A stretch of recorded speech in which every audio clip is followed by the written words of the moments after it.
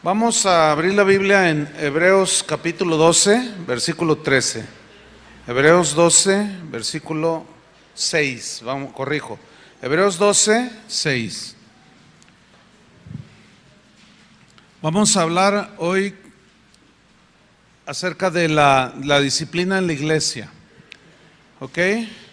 Bueno, anoche vimos el primer tema, que la iglesia debe construirse, fundamentarse sobre principios bíblicos, ¿verdad? No sobre métodos. En la mañana vimos que hay tres propósitos fundamentales que el Señor diseñó para la iglesia, y es que sea un lugar de adoración, que sea un lugar donde los cristianos son enseñados, ministrados, etcétera. Y tercero, para salir al mundo y ser efectivos en la evangelización. Y hoy vamos a hablar algo que tiene que ver totalmente con lo interno. La Biblia dice que Pablo dijo que Dios es un Dios de orden, ¿verdad? Y debe de haber orden en la iglesia del Señor, en la casa de Dios. Y vamos a ver Hebreos capítulo 12, versículo número 6. Dice así: porque el Señor al que ama, ¿qué? Disciplina y azota a todo el que recibe por hijo. El Señor al que ama, disciplina. Fíjense, hermanos, que la disciplina en la iglesia es de los temas menos enseñados el día de hoy. En Estados Unidos, un pastor muy respetado hizo una encuesta hace algunos años de que cuántas iglesias en la región, ahí en California, cuántas iglesias aplicaban la disciplina bíblica que enseñó Jesús, y el resultado fue muy trágico. Decía este pastor que la encuesta arrojó que el 97% de los pastores de las iglesias en esa zona de California no aplicaban la disciplina bíblica. Bueno, esto no solo es en esta parte de Estados Unidos, en California, sino en realidad es un descuido de la iglesia cristiana de hoy. Como consecuencia, pues esto ha traído graves resultados en la vida espiritual de muchas congregaciones, de muchos cristianos, porque el libertinaje, la mundanalidad, el pecado, todo esto está muy latente, muy metido dentro de las vidas de los cristianos, y esto ha provocado anarquía dentro de la iglesia. ¿Qué es anarquía? Bueno, la anarquía es la falta de aplicar las leyes, por ejemplo, en un gobierno, ¿sí? Y cuando hay anarquía en un país, por ejemplo, que cada quien hace lo que quiere, que hay impunidad, que las leyes no se aplican, la gente hace un montón de cosas, y bueno, algo parecido estamos viviendo nosotros en este país. Pues las leyes no se aplican, eso provoca impunidad, entonces cada quien hace lo que quiere, y las consecuencias en un país se ven como en un hogar. El esposo hace lo que quiere, lo que le da la gana, la esposa también, los hijos ya ni se diga, y a la hora que quieren tomar control, pues ya es imposible, es muy difícil. Y esta actitud o esta anarquía se vivió en los tiempos de los jueces, cuando dice que en estos días dice, no había rey en Israel y cada uno hacía lo que bien le parecía. Pero esto no es algo que está en el plan de Dios. O sea, si nosotros formamos parte, vamos a ponerlo así, de esta congregación local, vamos a ponerlo así como ejemplo, porque sé que vienen de diferentes lugares. Si nosotros somos miembros del cuerpo de Cristo, somos parte de la iglesia de Jesucristo y formamos una congregación como esta, lo que la Biblia enseña es que nosotros tenemos que andar como discípulos de Jesús, en obediencia a Jesús. O sea, no podemos vivir haciendo lo que nos da la gana, diciendo lo que nos da la gana, no. Así como tú no quieres que tus hijos crezcan así en tu hogar, ¿verdad que no? Imagínate que llegan tus hijos, tu hijo de 10 años con uno de 15 años y que trae marihuana fumando allí, y el otro le dices, pero hijo, ¿a quién metiste aquí? Yo lo que me da mi gana. ¿Tú lo vas a permitir? Pues es obvio que no. Ahora, si tú lo permites, pues imagínate las consecuencias. Bueno, en la casa de Dios, en la iglesia, es lo mismo, debe de haber orden.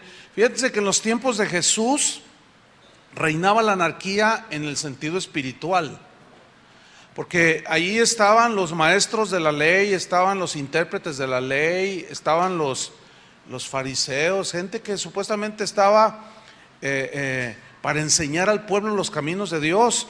Y en Marcos 6:34 dice que salió Jesús y vio una gran multitud, dice, y tuvo compasión de ellos, dice, porque eran como ovejas que no tenían pastor. Así las vio, como ovejas que no tenían pastor. Y cuando una oveja, las ovejas no tienen pastor así en lo natural, que no hay un pastor que las dirija, las lleve a los pastos y todo, las ovejas andan sin rumbo, ¿entiende?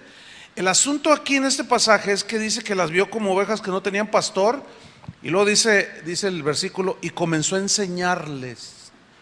Y cuando él hizo eso, vino el rebote de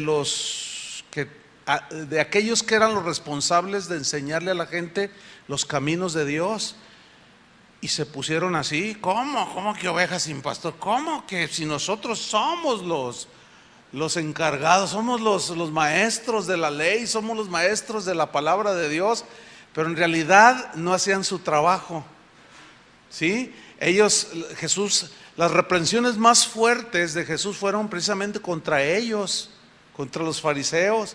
Les dijo, ustedes son como sepulcros blanqueados, dice, ustedes devoran las casas de las viudas. ¿Saben qué significa eso? Que cuando moría algún hombre de allí de Israel, los sacerdotes estaban al pendiente, entonces mandaban a alguien, ve e investiga si dejó bienes. Entonces iban y ahí se condolían con la viuda y le preguntaban, ¿te dejó propiedades? Y si decía que no, ay, pues que Dios te ayude. Y no, pues no le dejó nada. Pero si le decían, no, hombre, le dejó una hacienda y le dejó caballos y le dejó propiedades, llegaban los fariseos, ¿entiende? Ay, hermanita, que Dios te guarde, Dios te bendiga. Y la envolvían y aparentemente la consolaban, pero terminaban quitándole sus propiedades. Malvados, ¿verdad? ¿Dónde he oído eso? Se me parece como que estamos viviendo estos tiempos. A la gente le quitan todo, fíjate. Entonces, estos no estaban cumpliendo su tarea. Entonces Jesús dice que tuvo compasión de ellos. Y Jesús sigue teniendo la misma compasión, ¿me entienden? Por gente que sí va a alguna iglesia cristiana, pero de lo que menos enseña es de Jesús. Y esa gente anda buscando y andan como ovejas que no tienen pastor. Y esto es muy lamentable. Entonces, el Señor quiere que la iglesia sea un lugar donde haya orden y disciplina, y la disciplina es parte del plan amoroso de Dios, hermanos, para formarnos, para formar a nosotros que somos sus hijos, porque debe de haber orden en la iglesia, en la casa de Dios. El versículo que leímos de Hebreos 12:6 dice, porque el Señor al que ama disciplina y azota a todo el que recibe por hijo. Muchos entienden mal este versículo y lo interpretan como que el que debe disciplinar directamente es Dios. Sí, es verdad que Dios es el que disciplina, pero también hay que ver el otro lado de la verdad. ¿Cuál es el otro lado?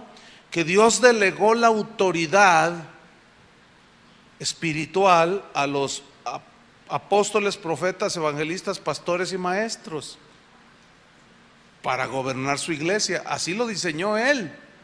¿Están de acuerdo con eso? Ya lo vimos.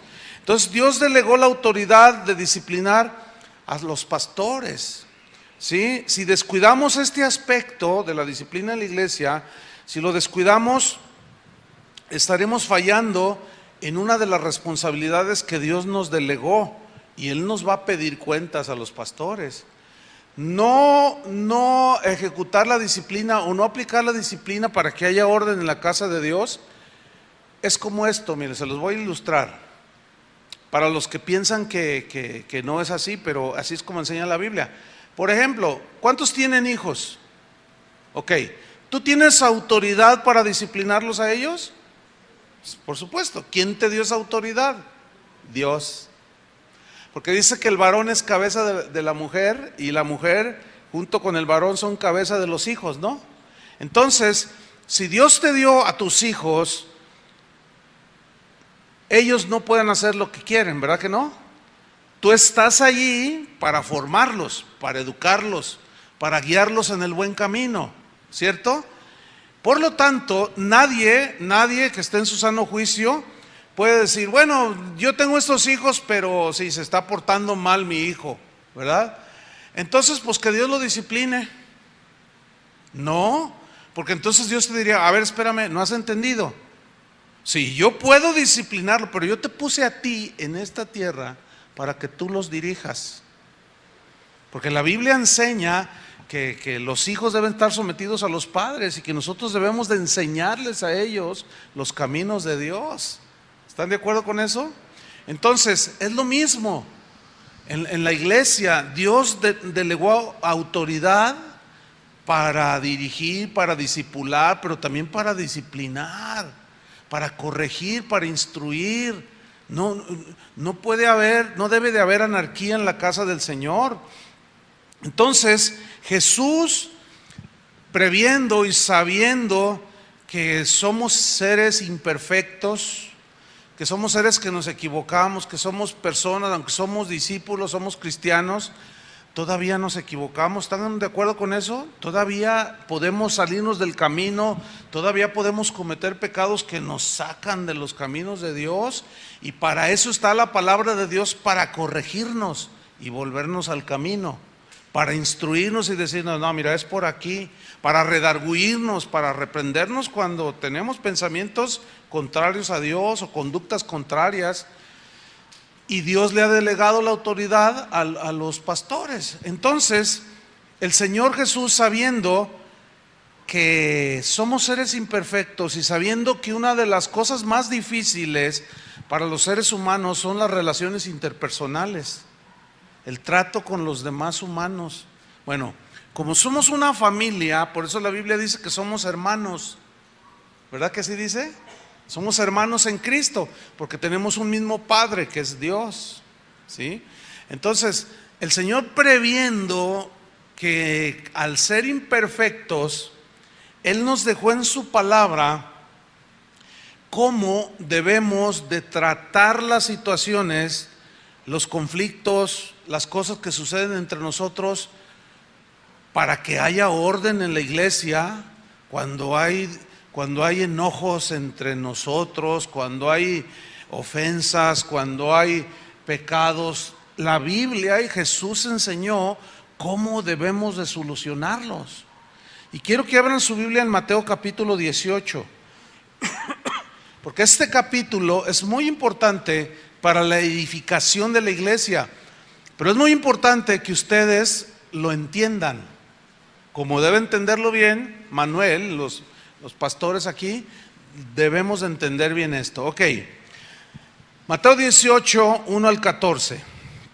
Aquí Jesús comenzó hablando sobre los tropiezos y las ofensas que sin duda vendrían entre nosotros, porque al no ser perfectos, al estar en proceso de formación, bueno, todos tenemos deficiencia de carácter, ¿no? Hay unos que son muy afables, otros son más gruñones.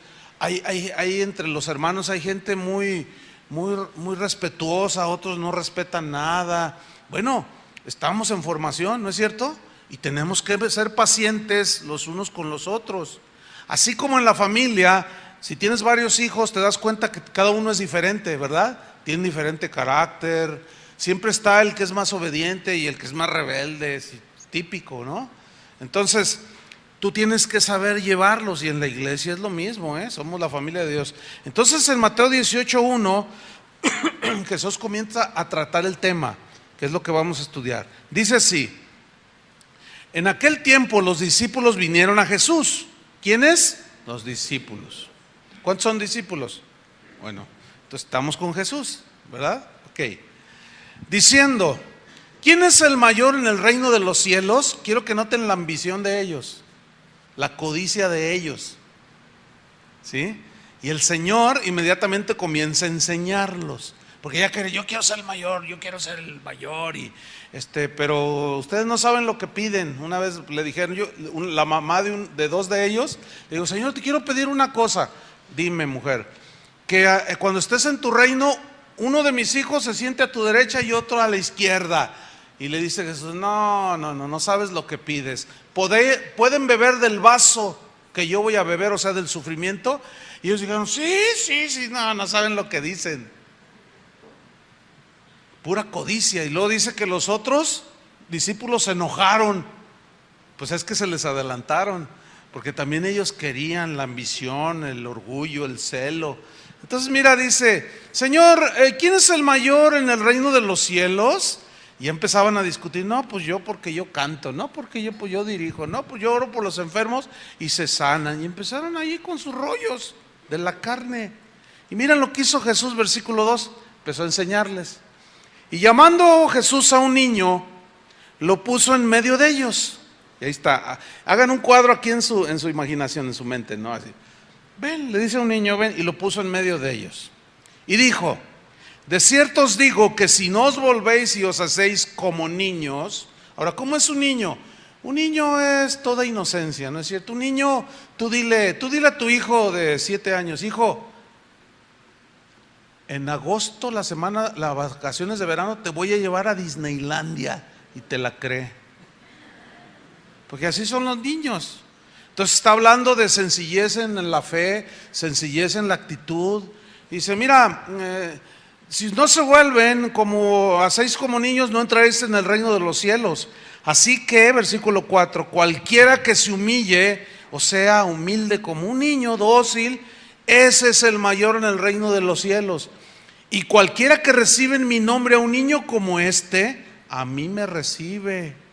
Y cualquiera, miren, aquí está, cualquiera que haga tropezar a algunos de estos pequeños que creen en mí, mejor le fuera que se le colgase al cuello una piedra de molino de asno, que pesaban como 500 kilos, y que se le hundiese en lo profundo del mar. ¡Ay del mundo por los tropiezos! Porque es necesario que vengan tropiezos. ¿Por qué es necesario? ¿O por qué se dan? Esa palabra es necesario significa se tienen que dar. ¿Por qué? Por nuestra imperfección. Porque no somos perfectos. Dice, pero hay de aquel hombre o aquella mujer por quien viene el tropiezo. Más vale que no hubiera nacido. Qué tremendo, ¿no? Ahora fíjate el versículo 11, Mateo 18:11. Porque el Hijo del Hombre ha venido para salvar lo que se había perdido. O sea, Dios no quiere que nadie se pierda, pero a veces nuestro mal testimonio, a veces nuestra rebelión, a veces nuestro orgullo puede hacer tropezar a algunos pequeños, así se entiende, algunos que están empezando a caminar en el camino de Dios, y por nuestro mal testimonio los podemos hacer tropezar y se van al infierno y Dios nos va a pedir cuentas. Entonces la situación es grave, o sea, el asunto es importante. Por eso dijo el Señor en el versículo 11, yo he venido para salvar lo que se había perdido. Versículo 14, Mateo 18:14, así no es la voluntad de vuestro Padre que está en los cielos que se pierda uno de estos pequeños, o sea, de los que inician en los caminos del Señor, así se entiende. Ahora pongan mucha atención, versículo 15, véanlo ahí en su Biblia o acá en la pantalla. Dice, por tanto, esa frase por tanto es muy importante, significa en consecuencia, como no quiero que en mi iglesia haya tropiezos, van a venir, pero yo les hago una advertencia, hay de aquel por quien vienen. Por tanto, o en consecuencia, para que no hagan tropezar a nadie, yo les voy a decir, en otras palabras, Jesús está diciéndonos, les voy a decir cómo solucionar los problemas entre ustedes. Y luego dice, si tu hermano peca contra ti, o sea, significa si un hermano, si alguien de la iglesia te ofende, Jesús aquí establece el primer paso a seguir. Ve, dice en el versículo 15, y repréndele estando tú y él, ¿cómo? Solos. Mira, esta parte donde dice ve y repréndele significa trata de volverlo, trata de ir con él y habla para que razone y se arrepienta y pida perdón de que te ofendió, de que te hizo algo, de que pecó contra ti. Ve y repréndele estando tú y él solo. Esto significa que se debe de hablar primeramente con el presunto ofensor, ¿sí? Esto debe de hacerse cara a cara. Miren, les voy a decir algo que ya es algo que nosotros hemos vivido en Casa de Oración en Guadalajara. Yo les comentaba que ya vamos para 30 años. Ok, fíjense bien lo que voy a decir. Casa de Oración en Guadalajara está llena de gente imperfecta. No somos perfectos, ¿verdad? Hay situaciones que surgen entre los hermanos. Algunos hasta se pelean, como en la familia se pelean tus hijos. También a veces en la iglesia sí pasa. Entonces la instrucción de Jesús, cuando hay algo, por ejemplo, los de acá que se sientan acá de este lado, porque a lo mejor están peleados con los de acá. Entonces, pues lo más lejecitos ahí del hermano, ¿verdad? Pues es que hermano, pues fíjese que me pidió 5,000 pesos prestados y me dijo, te los pago en una semana. Nunca te dijo de qué año, ¿verdad? Entonces tú le dices, pero esto es lo de mi renta, pero yo te los doy, mira, sin falta, hermano, ayúdame, échame la mano, es que mira. Entonces, pero me los vas a dar esta semana. Sí, yo te los doy, hermano, confía en mí, pero échame la mano. Entonces dice, yo se los presté y pasó la semana y el hermano se me escondió. Y pasó un mes y no me daba la cara. Y llego a la iglesia y me ve y se mete por atrás o se mete al baño. Y si ya pasaron 3 meses. Entonces fui a cobrarle. Oye, hermano, dame los 5,000 pesos que te presté, no, regrésamelos. Ah, ¿me los cobras? ¿Que no somos hermanos? Tú deberías de regalármelos. Entonces eso provoca conflicto, ¿sí o no? Ok, ¿qué dice la Biblia? Ve tú y él, ¿qué? Solos. Trata de arreglar el asunto. Les voy a decir algo. En la historia de Casa de Oración en Guadalajara hemos comprobado que aproximadamente el 95% de los problemas que surgen entre los hermanos se solucionan en el primer paso. Esto es, hermanos, si nosotros queremos resultados bíblicos, tenemos que enseñar la Biblia. Entonces, yo no recibo acusación de nadie contra otro si previamente no hablaron con él. Por ejemplo, una vez una señora viene y me dice, pastor, y se empieza a quejar de otra señora, de otra hermana de ahí de la iglesia. Es que la hermana, es que no sé qué. Le digo, ¿cómo se llama ella? ¿Ya hablaste con ella? No, pero es que quién sabe qué. ¿Cómo se llama? Y me da el nombre y yo miro así y va pasando ahí cerca. Y le digo, hermana, venga para acá. Y luego ve que estaba ahí la otra, ¿no? Y yo, sí, venga. Entonces, mira, la hermana te está acusando.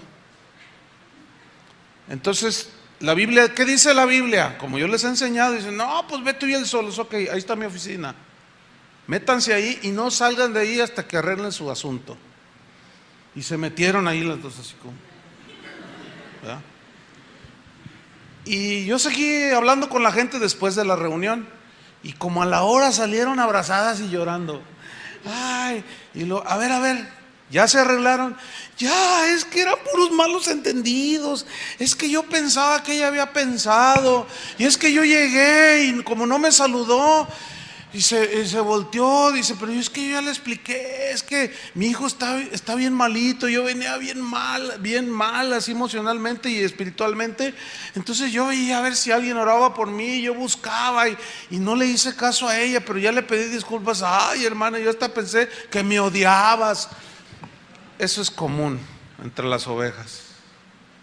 Que pensé, que me imaginé, que quién sabe. Escuchen bien, Aproximadamente el 95% de los problemas se solucionan así. Yo no recibo acusación de nadie si previamente no se han arreglado entre ellos. Eso ahorra horas de consejería como no se imaginan. Ahora, en los inicios de Casa de Oración, pues está uno aprendiendo cosas, como seguimos aprendiéndolas, por supuesto, pero nunca se me olvida lo que me pasó un día. Llega una hermana y me dice: pastor, necesito consejería. A ver, dígame. Es que mi marido, y se empieza a quejar de su marido, y lo tachó de todo, dijo de todo. Le dije: ¿cómo que tu marido hace esto? Sí, pastor, y ya no puedo, y me voy a ir de la casa. Le dije: no, necesito hablar con tu marido. Pero tú sostienes todo lo que estás diciendo enfrente de él. Claro que sí, dice, ya estoy hasta acá. Entonces mando llamar al marido, hacemos otra cita y ya los tengo a los dos enfrente. Y luego, a ver, pastor, pues ¿en qué puedo servirle?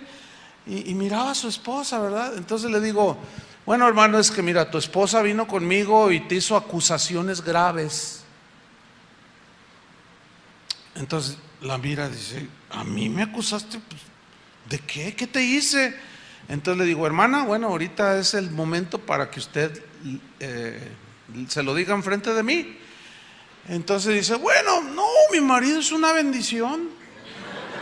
No, mi marido no, mi marido como pocos. Entonces yo me saqué de onda y le dije: no, bueno, yo sé que lo amas. Le digo, pero pues dile lo que me dijiste ayer. Pues ¿qué le dije? Pues lo que usted me dijo de él. Y él la miraba. Pues es que tú díselo. Dice: pues es que yo no le dije nada, pastor. Yo dije: no, tú me dijiste esto y esto y esto. Y el marido voltea y la ve y dice: ¿tú le dijiste eso al pastor? ¿Así soy yo? Yo no dije eso, mi amor, le dice. Yo le dije: a ver, hermanita, o sea que usted lo que está diciendo es que yo estoy inventando. Y me dice: sí. Y yo dije: no, mucho cuidado, Manuel. No, las ovejas, te digo que a veces parecen abejas. Entonces yo le dije: o sea que yo ahorita estoy aquí como el mentiroso, yo no dije eso. Le dije: ok. Entonces se salieron, no, pues todo está bien, adiós, que les vaya bien. Y yo me quedé ahí y me dije: Señor, perdóname, porque yo no hice lo que dice tu palabra. O sea, ¿qué es lo que debería yo de haber hecho? Arregla. ¿Ya hablaste con él? No lo hice. Le recibí la acusación. Y ese es el segundo paso, no el primero. El primero es: ve y habla con tu esposa. No, yo no recibo acusaciones ni de la esposa, ni del esposo, ni del hijo hacia el papá. ¿Y hablaste con tu papá? Pues no, habla primero. No, que el hermano aquel, y vienen a dar la queja al pastor. Y el pastor siempre tiene que decir: ¿ya hablaste con él? Porque eso es lo que dice Jesús. Si tu hermano peca contra ti, ¿qué? Ve tú y él solos. Repréndele estando tú y él solos. Ahora fíjate en el versículo 15. Si te oyere, significa si se arrepiente y reconoce que te ha ofendido, ¿qué dice? Has ganado a tu hermano. Aquí ganar a tu hermano no significa ganarlo para Cristo, significa has vuelto a la comunión con él, has vuelto a ganar su amistad, su comunión como hermano en Cristo. Entonces el propósito es ganar al hermano. La ofensa se debe saldar obedeciendo el primer paso, que es la confrontación personal, el hablar el uno con el otro entre los implicados. Si la respuesta es positiva, o sea que: hermano, pues es que usted me ofendió, es que usted me dijo esto y pues yo estoy muy ofendido. Y el otro dice: no, hermano, ¿sabes qué? Me pasé. No, reconozco, perdóneme, hermano. De verdad lo reconozco, me arrepiento. Entonces, perdóneme, hermano, ¿me perdona? Sí, hermano. Entonces ya se abrazan, oran juntos y ya se soluciona el problema. Y ahí se para todo, ¿entienden? Y les repito, Jesús nos deja esas instrucciones porque Él sabe mejor que nadie cómo funciona la iglesia, cómo debe de funcionar la iglesia. Por eso, si usted tiene una queja contra el esposo, contra su hija, contra el papá, contra el pastor, contra lo que sea, contra el vecino, en el trabajo es lo mismo, esos son los que aplican también. Fíjate, si por ejemplo, conociendo esto, si yo fuera un empresario y conozco esto, y yo tengo 50 empleados que trabajan para mí en mi empresa, entonces alguien viene y me da una queja del de producción, ¿saben qué le diría yo? Okay, ¿él te ofendió? Sí, ve y háblate y arréglate con él. Porque la gente es bien manipuladora. La gente, para echar grilla y para querer quedarte con el puesto que tienes, viene con el jefe. Oiga, sabe que aquel o aquella está hablando de usted y yo lo vi, yo lo oí cuando, eso dijo de mí, eso dijo, y además dijo esto y lo otro, de verdad, eso dijo. A mí se me hace que le quiere hacer un mal a usted. Entonces, sin investigar, sin preguntar, mandas llamar al otro, al acusado. Estás despedido. ¿Pero por qué? No te hagas. ¿Me puede explicar? No seas hipócrita. No te quiero en esta empresa. Ya me enteré del complot que me estás haciendo y todo lo que has dicho. ¿Pero qué he dicho? Dígame por favor, liquídemelo y luego el otro se quiere quedar con el puesto y lo logra. Les falta mucha sabiduría aún hasta los empresarios. ¿Por qué? Porque se creen todo lo que se les dice cuando no debe de ser así. Truchan los empresarios, porque la gente es bien grillera. Fíjate, si entre los cristianos sucede esto, imagínate entre los que no son. No, hombre, esos son hasta diabólicos. En todas sus intrigas, en todas sus... son serpientes. Y uno tiene, si tú eres cristiano y eres un empresario o trabajas con otras personas allí donde laboras, todos estos principios aún, fíjate, tienen su aplicación allí. Pero volviendo a la iglesia, en el primer paso, si aquel que te ofendió y tú quieres arreglar la cosa y no hay una buena respuesta, fíjate que yo he notado, en ocasiones, que va el uno al uno y se reprende y le llama la atención, entonces el otro se arrepiente, pero luego el otro toma una posición así como de orgullo y le dice, ¿sabes qué, hermano? Perdóname. Ahora no te perdono, para que veas lo que se siente. No, espérame, tampoco está bien eso, porque el propósito es que volver a la comunión, para que no se rompa la armonía. Hay familias, hay hogares donde incluso hasta de gente que va a las iglesias, el esposo y la esposa y los hijos, y se ven muy bonitos cuando llegan juntitos, pero llegan a su casa y él se duerme en un cuarto y ella se duerme en otro, ni se hablan, pura apariencia. Y eso también puede pasar dentro de la iglesia, hermanos. ¿Por qué? Porque aquel que está allá me hizo y ¿dónde se va a sentar allá atrás? Yo me siento de este lado, porque no lo puedo ver ni en pintura. Eso no es bueno. Eso es algo de la carne, eso es ofensivo. Y Cristo Jesús nos exige a nosotros armonía, ¿no es cierto? Que guardemos la unidad del Espíritu, para que en la casa de Dios no se den esas cosas. Entonces, ahí está el pastor, bueno, arréglense, ya hablaste. Si no hay arreglo, viene el segundo paso, fíjense. Vamos a leerlo, versículo 16. Mas si no te oyere, o sea, si no reconoce su pecado, su falta, toma aún contigo a uno o dos, para que en boca de 2 o 3 testigos conste toda palabra. Es decir, para que se compruebe todo lo que se diga en el evento allí y lo que suceda en la confrontación. Ahí sí es donde ya yo puedo participar. Oiga, pastor, fíjese que yo tengo un asunto con un hermano aquí, entonces yo vengo a avisarle. Espérame, ¿ya hablaste con él? Ya, hice 3 intentos, pastor. Le llamé la atención, le dije, porque él ha sido ofensivo en esto, ha ofendido en esto y esto, y fui con él, como dice la palabra de Dios, y él no quiere arreglar la cosa. Ahí sí, ya puedo entrar como testigo, ¿entienden? Entonces, ok, A otros de los pastores como testigo, cítalo, o yo mismo lo cito. Oye, hay algo que necesitamos arreglar, fulano de tal tiene un asunto ahí, yo voy a estar de testigo y el pastor Toño, por ejemplo, ¿no? Oh, no, pero ¿por qué tuvo que llegar hasta allá? Porque así es, porque tú no has querido arreglar el asunto. Y así dice la Biblia, acuérdate, Mateo 18. Bueno, está bien, ahí voy. Entonces ya llega allí, ¿no? Entonces ya estamos los testigos. Entonces, a ver, tienes una acusación. Sí, es que el hermano empieza a dar su acusación. Ok,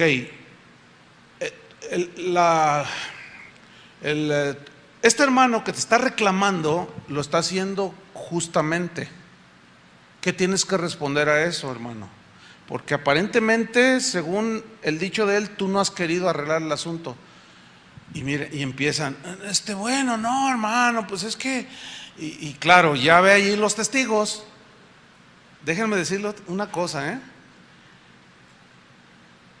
del 5% que restaba de problemas que se solucionan, casi el 4% se solucionan en el segundo paso.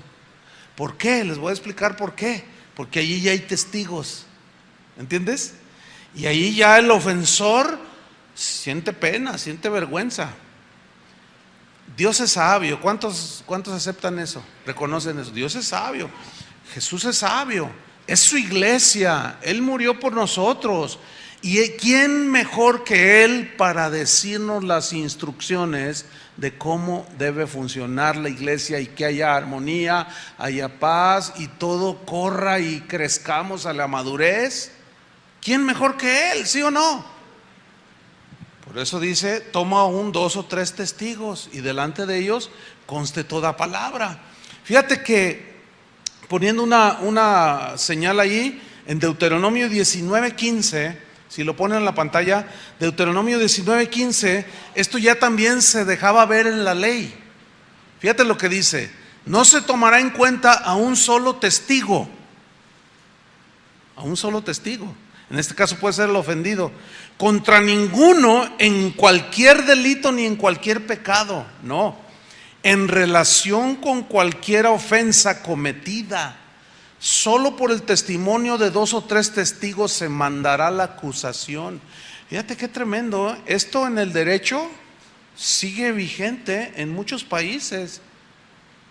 O sea, si alguien es acusado por otra persona, el testimonio de un solo testigo no es suficiente. No es suficiente. ¿Por qué? Porque ¿quién comprueba más? Y alguien puede acusar, pero el juez dice, no, pues necesito más pruebas. No basta 1, 2 o 3 testigos. Entonces ya será la acusación. Ahora, volvamos a Mateo 18, versículo 16. Si no te oyere, toma aún contigo 1 o 2 para que en boca de 2 o 3 testigos conste toda palabra. Si no hay resultados satisfactorios, después de hacer el primero y segundo paso, entonces se procede al tercer paso. Pero quiero recalcar esto, en nuestra experiencia, el 4%, ya estamos hablando de un 99% de los problemas se solucionan ahí. ¿Recuerdan que anoche yo les dije que cuando iniciamos casa de oración, yo le dije al Señor, yo no quiero una iglesia de esas que se dividen cada año, cada rato? Estoy cansado de pleitos y de divisiones. Claro, la congregación donde nací así era porque no había principios. Pero habían de ver los milagros que había, pero no había fundamento. Y no hay que confundir una cosa con otra. Una cosa son las manifestaciones poderosas de Dios y otra cosa es ser discipulados en el orden de la palabra de Dios. ¿Lo entienden, verdad? Entonces no bastan los milagros, tenemos que ser formados. No basta que tú les proveas a tus hijos para que sean abogados, arquitectos, que les proveas una carrera. No basta con eso. También tienes que ser un buen padre, ¿sí o no? Tienes que acercarte con ellos. Oye, hijo, ¿cómo vas en la tarea? Oye, ¿cómo son tus amigos? ¿Te ofrecen droga? O sea, estar con ellos, ¿entienden? No basta, porque hay papás que dicen, no, ¿qué te falta? Si yo salgo allá, porque a veces los hijos reclaman, papá, pues es que nunca nos sacas, queremos estar contigo. Es que yo me estoy matando allá en el trabajo para darles a ustedes lo mejor, lo que yo no tuve. Pues sí, necesitamos una carrera, pero también te necesitamos a ti, papá o como mamá. Y anda la mujer también haciendo cosas, y los hijos los dejan ahí en el DIF. Y los hijos necesitan a los padres. ¿Sí o no? Entonces necesitamos entrar en ese equilibrio. ¿Ven? Entonces, ya estamos hablando de un porcentaje altísimo. Y yo anoche les decía que Casa de Oración, por la gracia de Dios, no ha tenido una sola división en 30 años de historia. Yo les dije anoche, con actos de división y situaciones, un montón. Pero la palabra de Dios nos enseña a cómo solucionarlos. Esa es la razón. Eso es fundamentar la iglesia. ¿Sí? De esa manera, incluso yo les he enseñado a la gente, si usted, mire, yo les digo, ustedes entienden que no soy perfecto, y todos dicen, amén, y gritan hasta más fuerte. Ok, a veces uno comete errores, distracciones, qué sé yo. A veces uno viene cansado, somos imperfectos. Si usted tiene algo, venga conmigo, no lo ande regando por allá, ni mucho menos lo publique en Facebook. Porque ese es uno mire, la tecnología es una bendición si se sabe usar. Yo estoy usando un aparatito aquí que tiene más de 1500 predicaciones. No, yo antes cargaba con mis cuadernos, traía un maletón. La tecnología es una bendición, pero también tiene sus contras. Porque resulta que ahora hay un problema entre los hermanos, y luego en el Twitter o en el Facebook, oye, ¿viste lo que me hizo el pastor? Por favor, hermanos, esas cosas no se tratan públicamente. Eso ha provocado una de problemas como ustedes no se imaginan. Y luego, no, pues que somos amigos y nada más acepto a mi amigo tal, pero luego este tiene otros amigos y se lo pasan así, y al rato ya salió tu pleito con el hermano, con la hermana, y ya todo el mundo lo sabe. O si hay algo que no te gustó del pastor y tú lo publicas ahí, no, hermanos, entre ustedes no debe ser así. Si tienes algo contra alguien, ve y arréglalo. O trátalo personalmente o con testigos, pero no lo anden publicando. ¿Por qué? Porque luego la gente que lo lee dice, ay, ya ven, pues que el pastor quién sabe qué tanto, ay, que la hermana se cree muy así, y mira lo que le hizo. Y nunca investigaron, nunca les consta lo que se dice. Fíjense, hablando de este asunto, a mí me atribuyen un montón de cosas. Pastor, que si usted escribió esto, unas cartas bien raras.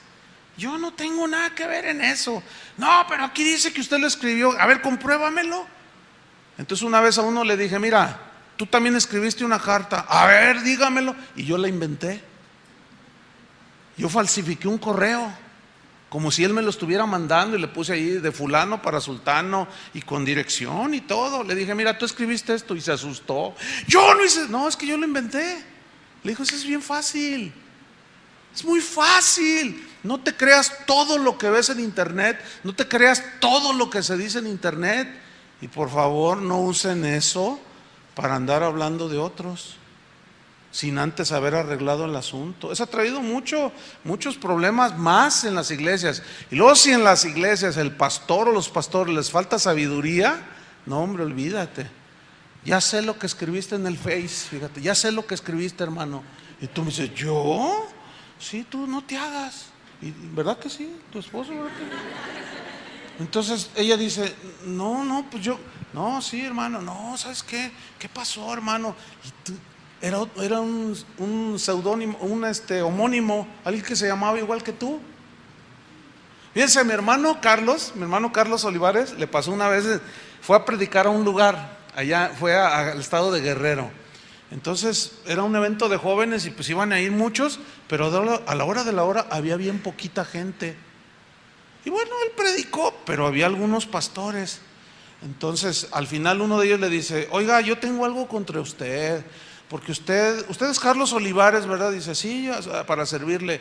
¿Cómo tiene usted la desvergüenza y la desfachatez de venir aquí a predicar? Ay, pero es que nada me impide, o sea, ¿pero por qué me dice eso? No se haga, usted es un hipócrita, usted es esto. Y le empezó a decir: usted tiene otra mujer, usted quién sabe cuántas cosas le inventó. Le dijo: no, hermano, ¿de dónde sacó eso? Usted es Carlos Olivares González. Dice: no, yo soy Tobías. O sea, su apellido es Tobías, Olivares Tobías. Usted no es. No, fíjate, era otro Carlos Olivares. Ay, hermano, perdónenos. Uy. Y se pasaron la voz. Y los pastores: hermano, perdónenos. No, era otro Carlos Olivares. Al otro día estaba a reventar de jóvenes. ¿Y todo por qué? Porque a los pastores les faltó ¿qué? Sabiduría, prudencia, inteligencia espiritual para corroborar si era ese. Y bueno, seguimos pues aquí. Entonces ahí están 2 o 3 testigos. Versículo 18: si no los oyere a ellos, ¿quiénes son ellos? El ofensor, el ofendido y los testigos. Ahí estamos. Si no los oyera a ellos, dilo a la iglesia. Ay, aquí entramos en un punto bien. A ver, ¿cómo entienden ustedes si no oye al ofendido y a los testigos en la reprensión? O sea, si no quiere reconocer, porque luego hay gente, yo he tenido un par de casos ahí que se te ponen al brinco, Oye, hermano, pues mira, aquí tú ofendiste. ¿Y usted qué? A mí me lo han dicho. ¿Y usted qué? No, nada. Yo nada más soy un testigo de tu bronca con él. Pero yo hago lo que me da mi gana. Bueno, aquí no. Allá afuera, tal vez. ¿Y usted quién es? Pues yo soy el pastor. Usted y yo somos iguales delante de Dios. Sí, es cierto. Pero Dios me ha dado la autoridad y Dios me va a pedir cuentas de cómo yo ministro la iglesia. ¿Qué cuentas le voy a dar? Así como tú le vas a dar cuentas de tu esposa y de tus hijos, A mí nadie me dice lo que tengo que hacer. Pues eso no es una actitud muy cristiana, hermano. Y se te ponen. Una vez alguien me dijo: ¿usted qué se cree? Y le dije: no, yo no me creo nada, pero me tocó ser el pastor. ¿Tienes hijos? Sí. ¿Escogiste ser padre? Pues en determinado momento sí.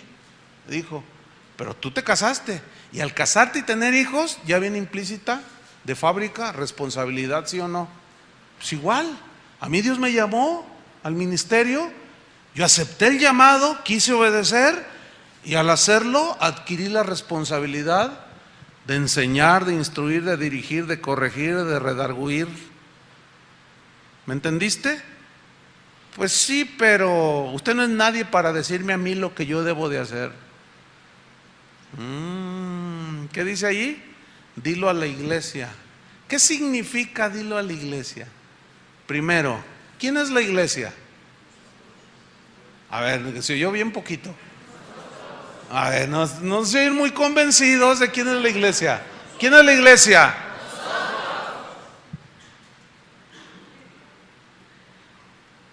Escuchen bien.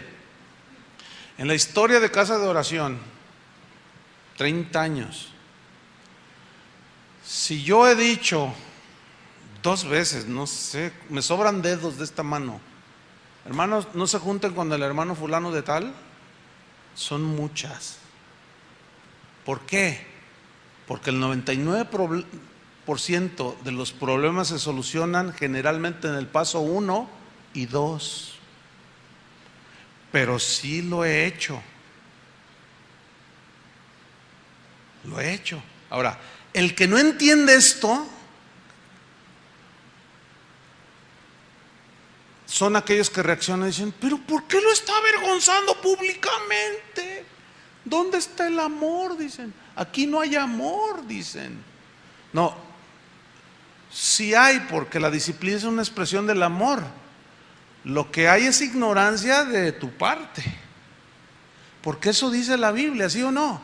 ¿Qué dijo Pablo? ¿No lo leímos en la primera enseñanza? Yo no les dije que no se juntaran con los idólatras y borrachos, ladrones de este mundo. No, en este caso es necesario que salgan del mundo. Más bien yo les escribí que no se junten con ninguno que llamándose hermano es esto y lo otro, y da toda la lista, dice, con el tal que ni aún comáis. Les voy a hacer una pregunta. Como no los conozco a la gran mayoría de ustedes, eso me da cierta libertad, ¿no?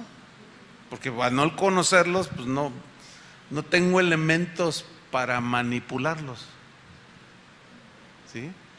Y eso está a mi favor. ¿Cuántos de ustedes en la iglesia o las iglesias donde han ido, donde han estado por años o por tiempo, han visto esto, el tercer paso? Levanten su mano. 1, 2, 3, 4. Muy poquitos. Pero es algo bíblico. ¿Entienden? Las veces que yo lo he hecho, ok, pues yo les digo, esto no lo graben, obviamente. Ese es un asunto interno. No tiene que salir ni por el internet, ni la radio de Casa de Oración se oye en todo el mundo. Por el internet se oye en cualquier parte del mundo. Entonces se apaga todo. Se apagan las cámaras de video, se apaga todo. Hermanos, miren, hay una hermana, fulana de tal, ustedes la conocen. Ella fue encontrada en un pecado de lesbianismo, ¿sí? Una ofendida la quiso seducir. No se pudieron arreglar, entramos de testigos. No lo quiso aceptar con todas las pruebas y nos mandó por un tubo, dijo. Y esta persona dijo, a mí que me corrija Dios, ustedes no son nada, y nos mandó a volar. Entonces, como pastor, yo les estoy diciendo a la iglesia, ¿qué le estoy diciendo a la iglesia? No tengan tratos con ella, ni coman con ella. Fíjate, una vez cuando yo dije, en 2 o 3 veces que he dicho esto, que es un porcentaje bajísimo en 30 años, en una ocasión pasó esto. Termino de dar la enseñanza, porque tiene que haber una enseñanza muy, muy local, y se me acerca una familia, un hombre, su esposa y 3 pequeñitos. Pastor, y me saludan. Pastor, mire, venimos de la Ciudad de México, por causa de mi trabajo me mandaron acá en la empresa. Y estamos buscando una iglesia y estamos visitando iglesias y hoy nos tocó casa de oración. Y yo dentro de mí dije, híjole, ¿en qué momento le tocó? Porque no es fácil la situación, ¿no? Entonces dice, pastor, queremos pedirle un favor, pero por favor háganoslo. A ver, díganme, recíbanos como miembros de esta iglesia. Y yo, un poco, la verdad, sorprendido, le dije, ¿y qué es lo que te motiva así tan fehacientemente a ser miembro de casa de oración? Y dice, es que cuando usted empezó a enseñar y empezó a decir lo que hice esa vez, mi esposa y yo nos miramos y dijimos, aquí queremos estar. Yo le dije, ¿de verdad quieren estar aquí? Dice, sí, porque aquí hay disciplina, aquí hay orden, y queremos disciplina y orden para nosotros y para nuestros hijos. No queremos que nuestros hijos sean anarquistas y hagan lo que quieran, y sean homosexuales sentados en las bancas y nadie les diga nada, y sean ladrones o sean blasfemadores y nadie los exhorte, nadie los corrija. Nosotros no queremos eso, queremos caminar con Dios. Pues bienvenidos. Y ya los saludo, nos abrazamos y se van. Y yo entro a mi oficina y el Señor me dice, pues eso es lo que yo dije. Contrario a lo que se puede pensar, ¿no es cierto? De que, se va a asustar la gente. Bueno, se asustan los anarquistas, los desordenados, los que no quieren caminar con Dios. A eso no les gusta. Y ellos dicen, ¿qué está diciendo este tipo? No, hombre, a mí nadie me dice lo que... ¿A poco es malo esto? ¿A poco es malo aquello? No, hombre, yo hago lo que me da mi gana. El discípulo de Jesucristo no hace lo que le da su gana. ¿Verdad que no? Cada vez que los discípulos de Jesús hicieron lo que les daba su gana, vino la reprensión del Señor. ¿Sí o no? Entonces la casa de Dios es un lugar de disciplina, hermanos. Nos conviene crecer en eso. Yo mismo estoy bajo la misma disciplina. Yo como pastor estoy bajo la misma disciplina, El hecho de que yo sea el pastor en casa de oración no me hace el Señor de la iglesia, no, el Señor es Jesús. Ahora, ¿quién aplicaría disciplina en mi vida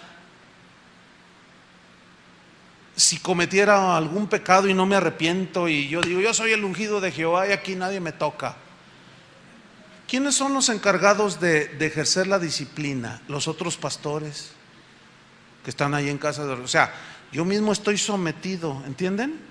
El hecho de que yo sea el pastor responsable no me hace inmune. Miren, yo no soy diputado del Congreso de Jalisco. Al buen entendedor, pocas palabras. No soy el jefe de la policía de Ciudad Juárez, que hacen lo que les da su gana y nadie los toca porque son impunes. Todo queda impune. No, hermano, no.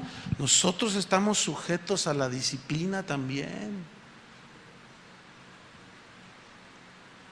Nos conviene la disciplina, porque el Señor al que ama, disciplina y azota al que recibe por hijo. Y luego en ese mismo pasaje dice, si se os deja sin disciplina, de la cual todos, o sea los hijos de Dios son participantes, entonces sois bastardos y no sois hijos. ¿Qué significa? ¿Qué es un bastardo? Es un hijo ilegítimo. ¿Sí? Yo tengo autoridad sobre mis hijos, nada más. Yo no tengo autoridad sobre los tuyos. No, menos sobre los del vecino. O sea, yo no tengo la misma autoridad para decirle a mi hijo, a tu hijo, oye, no digas esas palabras porque si no que... No, ¿por qué? Porque yo no soy la autoridad en tu hogar. La autoridad en tu hogar eres tú. Y los chiquillos me van a... ¿Y usted qué? Pues sí, como si usted no es mi padre. Fíjense, una vez entré al baño a uno de los baños ahí en casa de oración y estaba un niño con el rollo del papel así jalándole. Ya casi podía brincar allí y acostarse. Entonces yo entré y le dije, oye, le digo, eso no se hace, hijo. Mira nomás el desperdicio. Y el chiquillo, y yo dije, órale, dije, no. Yo no pensé en el niño, yo pensé en el papá. Entonces yo le dije, es que ¿sabes quién es tu papá, hijo? Y luego dice, no, ¿para qué? Dice, además mi papá da sus diezmos y yo hago lo que quiera. Le digo, pues fíjate que no. Y se me puso el chiquillo. A ver, ¿dónde está tu papá? Pero yo sentía que no tenía autoridad, porque no es su papá. Cuando llego con el papá, el chiquillo, y oye, pues mete en orden a tu hijo.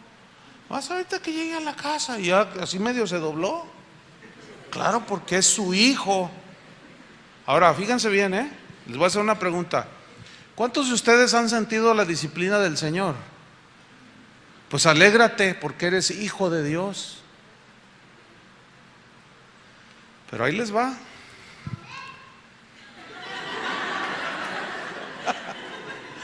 Ya ven, tienen que hacerse como niños. A eso se refirió Jesús. Nomás que se me fue el pensamiento. No, ya lo recapturé. Ok, fíjense bien. Yo les pregunté, ¿Dios te disciplina? Gózate si te disciplina. Pero si tú eres de los que hace lo que le da la gana, no, pues yo hago esto y no me pasa nada. Quiere decir que Dios no es tan malo. Dios es amor. Y hago esto y lo otro y no ha de ser tan malo porque pues no me pasa nada. Y todo, mira, hasta mi negocio va bien, mi trabajo todo va bien. Y alguien te dice, pero es que eso que estás haciendo no está bien, hermano. Esos son pecados que Dios rechaza. Bueno, todos los rechazos, los pecados los rechaza Dios, pero hay unos que son muy groseros, ¿no? Y entonces, no, pero pues no va a ser tan malo porque mira, todo va viento en popa. Mira, escúchame bien, no te confundas, Si eso te sucede es porque no eres hijo de Dios. Porque Dios nada más a sus hijos los disciplina, no a los que no son. Esa es la respuesta para algunos de ustedes es posible que estén un poco confundidos de todo lo que se ve, de todo lo que se oye, que está comprobadísimo que muchos de los falsos apóstoles que andan por ahí, falsos ministros de Jesucristo, que son deliberadamente, son de la lista que dijo Pablo, no se junten ni coman con ellos. A mí personalmente me ha tocado, junto con otros ministros, reprender a algunos de ellos, que corrijan porque están siendo tropezadero de otros. Y se les reprende y nos mandan a volar. ¿Quién sabe? A ver, ve mi iglesia, qué iglesiota, dicen. ¿Qué pasa? Que ustedes son unos fracasados y tienen envidia de mí. Espérame, yo no tengo envidia de tu lesbianismo o de tu homosexualismo. Eso no es producto de envidia, ¿verdad que no? O de que seas un adúltero. Eso te envidio, por el amor de Dios. Corrígete, estás siendo tropezadero de muchos. Y si no, aquí Dios va a venir directamente. Si eres hijo de Dios y te va, pues ya tengo años y vean, al contrario, mi iglesia sigue creciendo. Entonces ya tú te alejas de ahí, ¿sí? Pero ¿saben por qué no les pasa nada? Porque no son hijos de Dios. Esa es la respuesta. Entonces no se confundan, hermanos. No digan, ay, porque esto tiene dos lados, ¿eh? Uno es confundidos, ay, pues mira, pues sí, él ha hecho esto y lo otro. Mira, ya van 3 mujeres con las que se casa y pues todo le sale bien. Mira, hasta sale en la televisión el predicador. Entonces no ha de estar tan malo. Entonces, si yo lo hago, pues no está tan malo. No, hermano, no se dejen llevar por los malos ejemplos. Pablo le dijo en una de sus cartas, dice, imiten lo bueno, no lo malo. La respuesta entonces es porque no son hijos de Dios. Entonces puede venir la confusión. Entonces, ¿por qué no le pasa nada? ¿O por qué Dios no lo disciplina? ¿O por qué? Pues la respuesta es porque no es su hijo. Y lo otro que puede pasar es que tú digas, ay, pues sí, cierto, ¿verdad? Dios es amor, y comienzas a hacer lo mismo. Pero si eres verdadero hijo de Dios, el verdadero hijo de Dios jamás va a tolerar el pecado. Podemos pecar, pero jamás podemos justificarnos. No pasa nada, no pasa nada. No, sí pasa, porque cuando ya se dice a la iglesia, hermanos, fíjense bien, y estoy por finalizar. Cuando ya se dice a la iglesia, entonces ya la gente dice, ya le tiene su reserva. Y luego hay hermanos que, hermano, reconoce tu error. Que yo, entonces sigue. Ni a la iglesia le hacen caso. O sea, la iglesia ya es cualquiera de nosotros que se pone a orar por él o por ella. Y en una guía de Dios vas con el aludido y le dices, oye hermano, fíjate, estamos orando por ti. O sea, no estás desechado de la iglesia, pero tu conducta no es ejemplar, no es testimonio. Estás vituperando el nombre de Cristo. Tú también, y que yo, que no sé qué. Y se ponen así algunos, ¿eh? Entonces miren cómo termina Jesús diciendo. Dice en el 17, si no los oyera a ellos, o sea, a los testigos, dilo a la iglesia, o sea, a la asamblea de creyentes. Se entiende claramente, ¿no? Ahora fíjate lo que dice en el mismo versículo. Si no oyere a la iglesia, y ya la iglesia es cualquiera de nosotros, si no ¿oyere qué? La reprensión, el decirle, hermano, mira, ponte a cuentas con Dios. Si no oyere a la iglesia, eso significa que todavía está dentro de nosotros el que hizo cosas, pero no se arrepiente. ¿Y cuál es el último paso? Si no oyere a la iglesia, ¿qué dice? Tenle por gentil y publicano. Significa, ténganle como a cualquier inconverso, como alguien que no es cristiano. Y es cuando se da la expulsión de la iglesia. Cuando se le dice, ¿sabes una cosa, hermano? Pues no quieres entender, este es un lugar de orden, no te es permitida la entrada aquí. Fíjense, en 30 años, en la historia de Casa de Oración, ¿Cuántas veces lo he dicho así, Vicky? Pues me sobran todavía más dedos. Cuando he tenido que expulsar públicamente. Y siempre dejo claro, 3 veces creo que en toda mi vida, ya hasta ni me acuerdo, pero 3 veces. No me acuerdo, creo que la última vez que lo hice fue hace 4 veces. Bueno, me sobró uno. 4 veces en 30 años es un porcentaje bajísimo, ¿no? ¿Qué significa eso? Que da resultado primero, segundo y tercer paso. Y eso es lo que Jesús pretendía. Pero cuando ya alguien está así con toda su rebelión y todo, dice, expúlsalo de la iglesia. Tenle por gentil y publicano. Y es cuando se da la excomunión. ¿Se acuerdan que en Corinto pasó un caso? Y se oye 1 Corintios capítulo 5. Se oye que entre vosotros hay fornicación. Dice, ni con los impíos ni con los del mundo se oye semejante cosa. Y ustedes están envanecidos y no han hecho nada. Está reprendiendo a los líderes y a la iglesia. Al contrario, están envanecidos. Sí, hablamos en lenguas, hay muchos milagros, pero hay pecado dentro de la iglesia. Dice, el tal se ha entregado a Satanás. ¿No dice así? 1 Corintios capítulo 5, versículo 11. ¿Qué es ser entregado a Satanás? ¿Cómo está el mundo? Bajo el dominio de Satanás, ¿sí o no? Un cristiano, cuando está en obediencia con Dios, está bajo el abrigo y el amparo de Dios. Desobedece, fallamos, pecamos, pero nos arrepentimos y seguimos bajo la misma protección de Dios. Pero rebélese ese cristiano así deliberadamente y pierde la protección, ¿entiende? Y Dios dice, ok, ¿no quieres entender? Afuerita. ¿Se acuerdan del hijo pródigo? Cuando llegó, padre, dame lo que me corresponde. Ya era adulto, ¿se entiende? ¿Qué hizo el padre? ¿Lo quiso detener? ¿Hizo intentos de detenerlo? Se le hincó y no te vayas, hijo mío. No. ¿Por qué? Porque ya era grande, ya era adulto. Cuando los hijos se rebelan y ya son hijos, mira, cuando están chiquillos de 5 o 6 años, ¿verdad? Me voy de la casa. Pues tú lo ves así, ¿no? Hasta con su varita y su morralito rojo, ¿verdad? Y van así. ¿Y tú a dónde vas, muchacho? ¿Qué te crees? Y tú pues hasta medio en broma, ¿no? Entonces tu hijo es que aquí no me quieren, no me comprenden y me voy de esta casa. Y se va. Entonces tú lo agarras y aquí, ven para acá, muchacho, a ver. Le estás ahí, ¿no es cierto?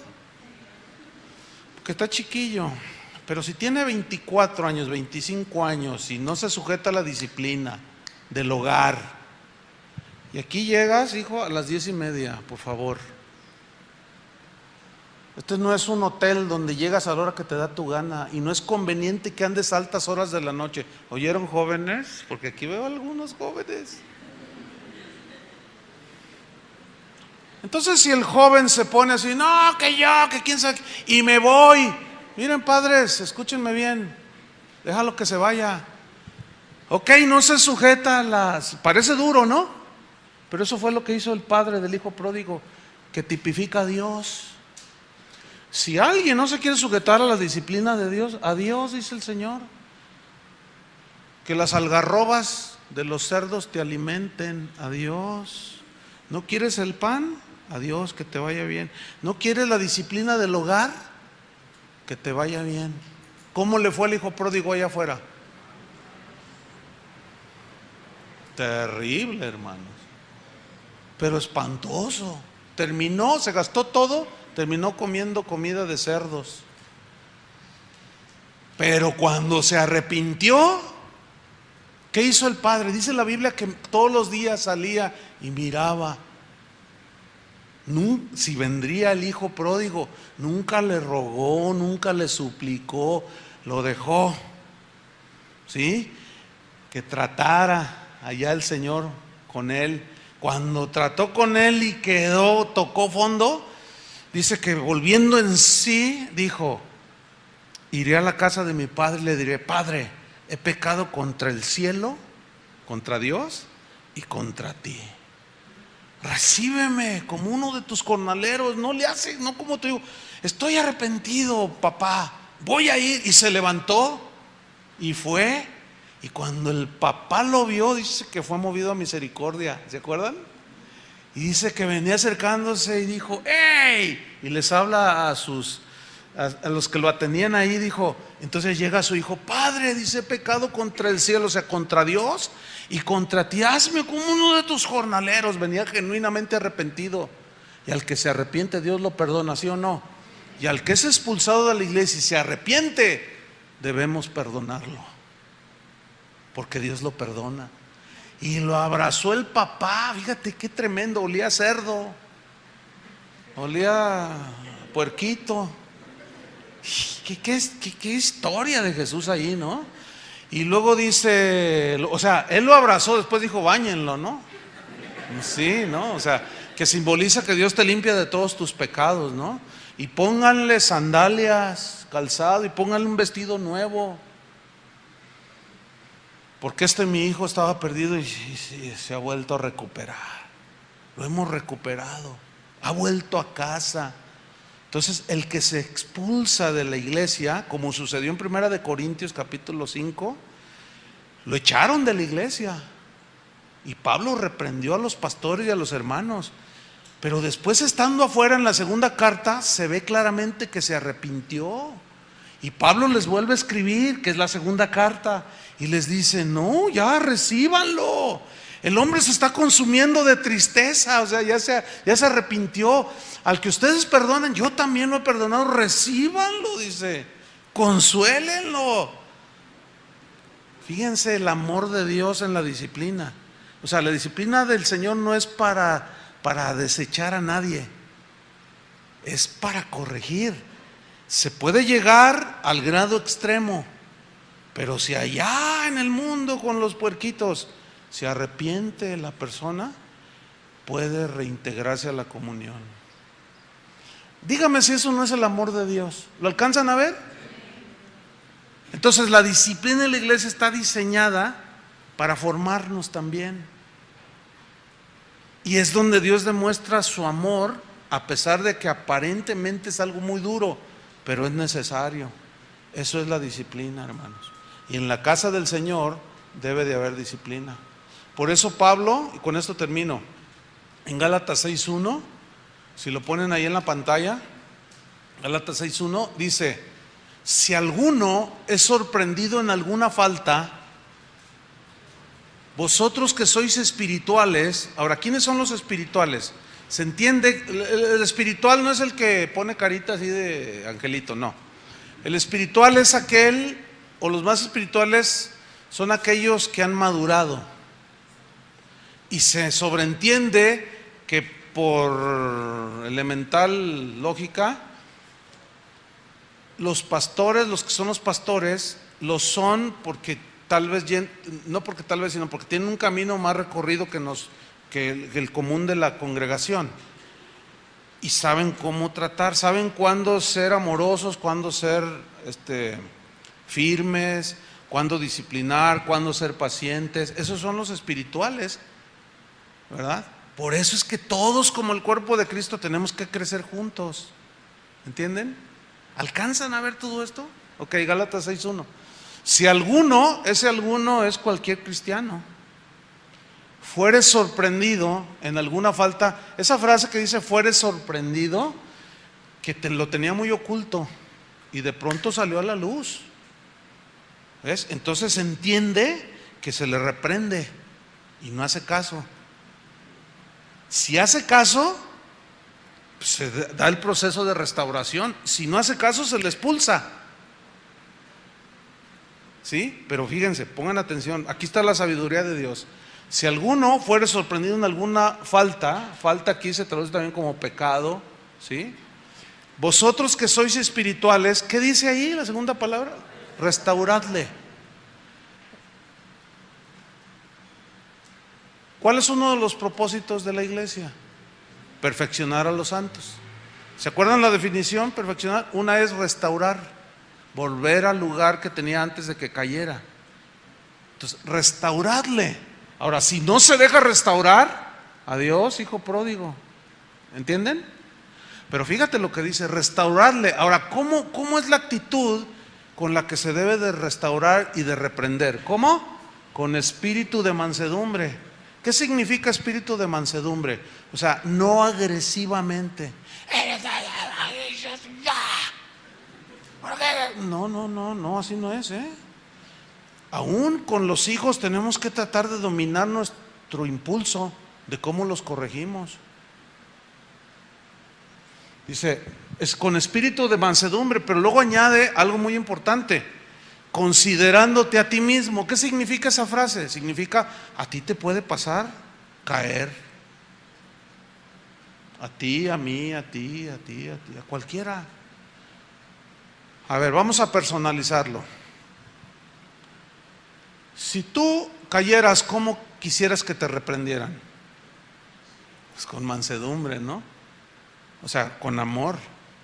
Y te hicieran ver tu error.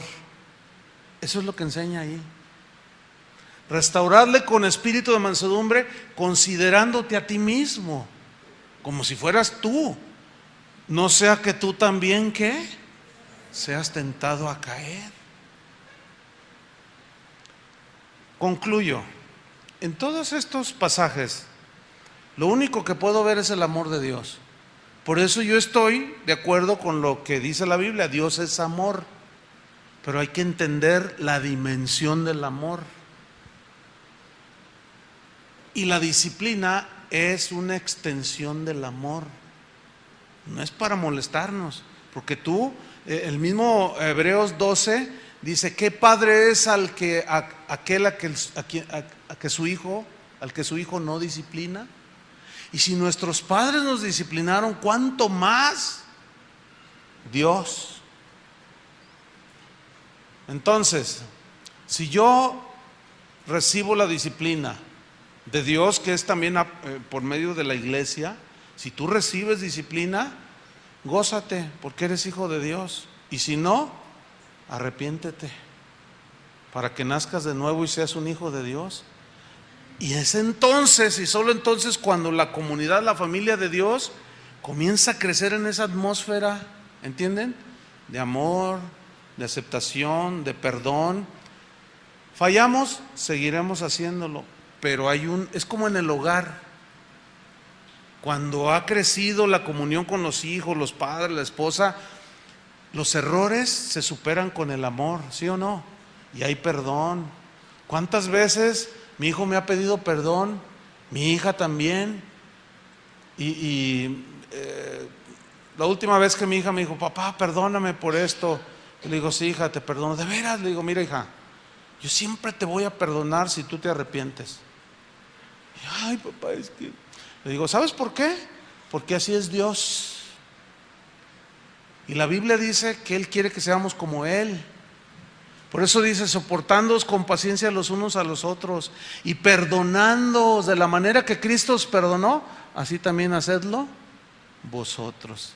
Eso es el Evangelio, hermanos. ¿Sí? Ahora, termino con esto. ¿Qué con alguien que nos ofendió y ya no se puede hablar con él? Porque hay casos, se fue a otra ciudad o ya hasta se murió.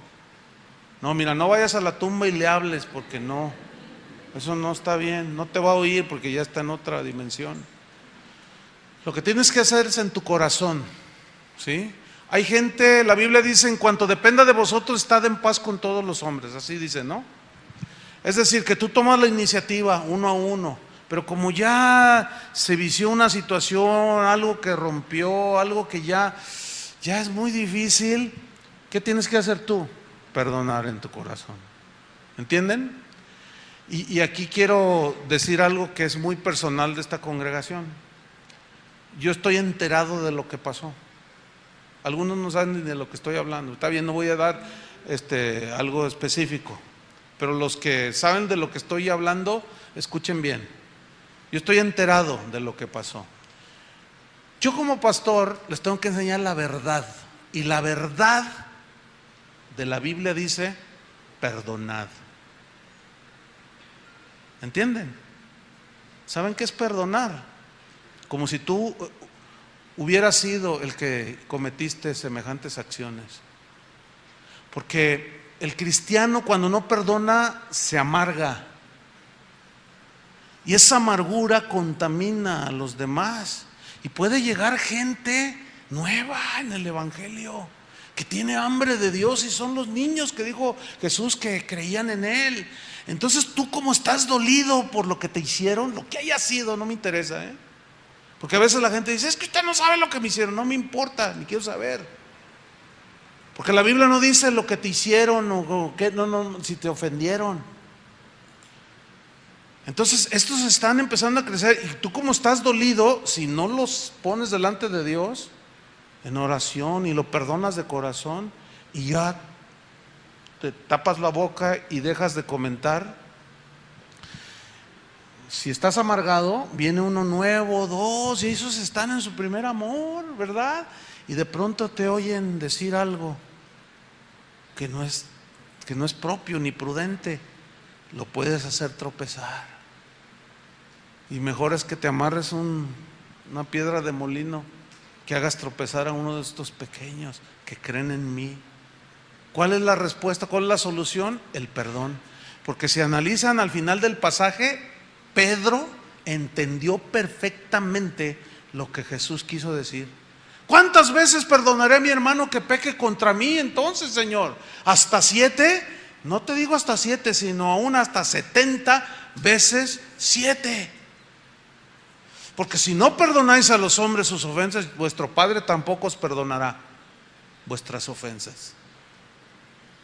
Así es que, hermanos, rompan con eso, perdonen, oren por la otra parte. Si es hijo de Dios, Dios va a disciplinar. Si no, que Dios tenga misericordia. Ustedes oren, tengan misericordia, como si ustedes hubieran caído, hubieran pecado. Porque ese es el corazón del cristiano, del discípulo. ¿Cuántas veces perdonaré a mi hermano que peque contra mí? ¿Hasta 7? Hasta 70 veces 7. ¿Por qué? 490 pues es una expresión propia de los judíos. Eso se llama un hebraísmo. Significa una expresión exagerada para enseñar una verdad. ¿Y qué significa 70 veces 7? Cuando tú logras, entre comillas, perdonar 70 veces 7, 490 veces, porque ya aprendiste a perdonar. ¿Qué significa eso? Que el perdón debe ser algo que siempre debe estar en el corazón del cristiano. ¿Cuántos son cristianos? Perdón en el corazón. Que Dios sane sus heridas, hermanos. Amén. Ese es nuestro deseo. No le debemos de desear mal a nadie. Mía es la venganza, yo pagaré, dice el Señor. Ustedes sigan a Dios, ¿entienden? Y oren por los ofensores. Amén. Es más, ¿quieren orar ahorita? Pónganse de pie. Padre, te damos gracias por tu palabra, Señor. Te damos gracias, Señor, porque sin duda tú tienes razón. Tu palabra es muy clara, Señor, y bueno, han pasado cosas, Señor, en las vidas de mis hermanos aquí en esta ciudad. Tú conoces mejor que nadie la situación, pero en este momento, Señor, ellos, al ser expuestos a tu palabra, sin duda han entendido, sin duda han decidido poner cartas en el asunto, y ellos están dispuestos a perdonar, Señor, cualquiera que haya sido la ofensa. Padre, en este momento oramos por estos hermanos que ciertamente el comportamiento no ha sido el de un cristiano, pero cualquiera de nosotros puede pecar y fallar.